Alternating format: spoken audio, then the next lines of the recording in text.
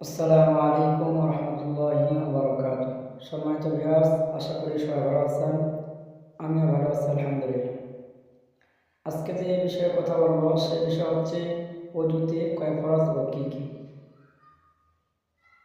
আমরা অনেকে অজু করি, অজুর ফরজ কয়টা সেটা আমরা জানি না।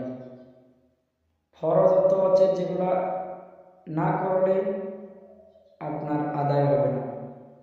অজুতে 4 ফরজের মধ্যে একটা ফরজ যদি আপনি না করেন তাহলে আপনার অজু ভঙ্গ হয়ে যাবে, আপনার অজু হবে না। অজুতে 4 ফরজের মধ্যে 1 নম্বর হচ্ছে সমস্ত মুখ ধোয়া।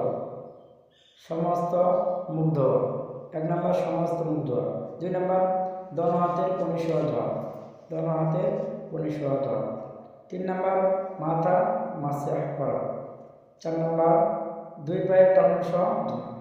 এই 4টা ফরজের মধ্যে একটা ফরজ যদি আপনার বাদ যায় তাহলে আপনার কি হবে না? অজু হবে না। আর অজু না হলে কি হবে না? নামাজ হবে না।